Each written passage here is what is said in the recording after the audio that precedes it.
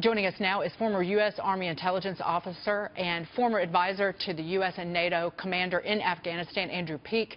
Andrew, what are your thoughts on this? Just 2 intelligence briefings. Is this much ado about nothing? Yeah, I think it's an anti-Trump hysteria nothing burger a little bit, you know.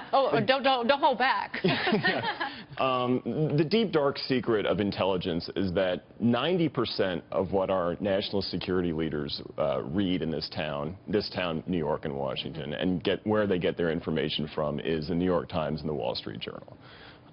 So even if you get 2 intelligence briefings before you're inaugurated as president, you're still going to have a reasonably good grip on the world and the critical issues as long as you're paying attention vaguely to the daily news, which the Trump organization is.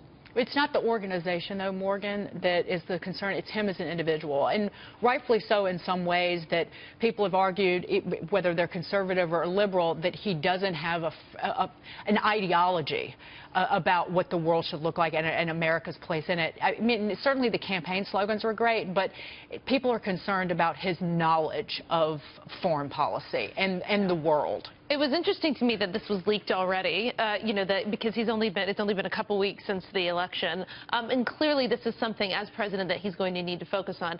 I'm not concerned about it as well, and like Andrew, I think that he has, you know, the vice president is getting the briefing. He's trying to put together a team, so the guy hasn't even been inaugurated yet, and I think that we all need to step back a second, give him a breath.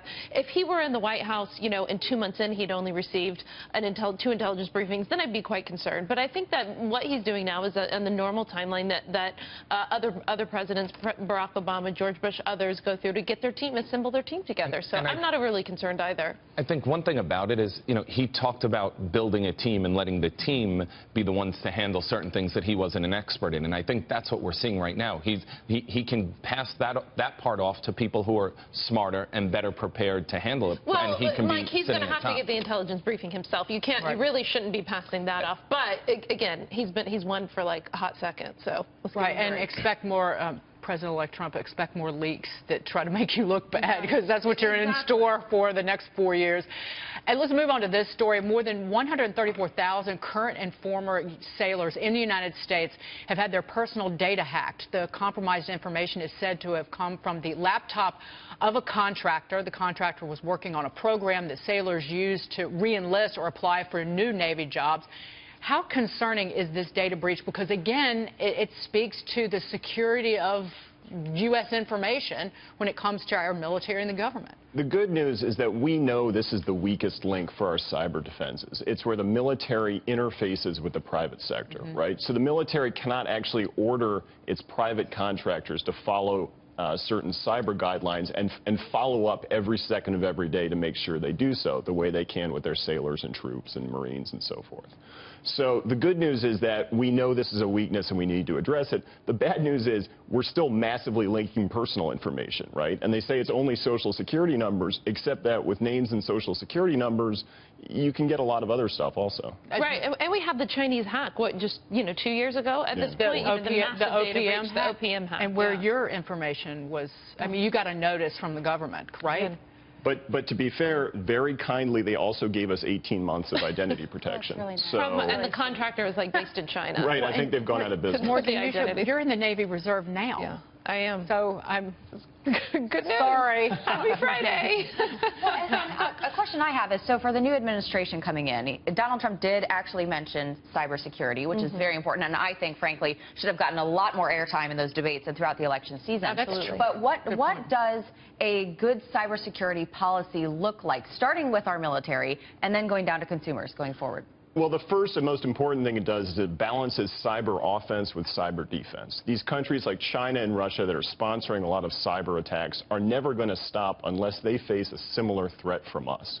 And what that boils down to is deciding whether the director of the NSA should also be the head of cyber command for the military. Because right now it's the same person, and a lot of people on Capitol Hill like John McCain are saying, well, maybe that job is too big for one person. And I want to get your reaction really quickly because we want to point point out that we are fighting the war on terror, and that continues every single day. And the U.S. military is suffering its first combat death as one American was killed in Syria. This as terror drawing the blame for a wildfire in Israel's third largest city. The fire is causing tens of thousands to evacuate their homes. What do you make of these developments? And I wanted to note that we lost that one American. It's crushing news on Thanksgiving. Right. I mean, my heart really goes out to that soldier's family. I would say that, if nothing else, this should be a strong argument for not letting Syria destroy Donald Trump's foreign policy agenda the same way it's destroyed President Obama's.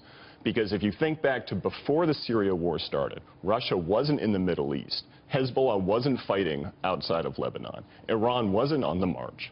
And really, it speaks to Trump's need to address the Syria problem up front. Amen, Andrew. Amen. On that note, Andrew, thank you so much for Thanks, that. Dagan. Andrew Peak.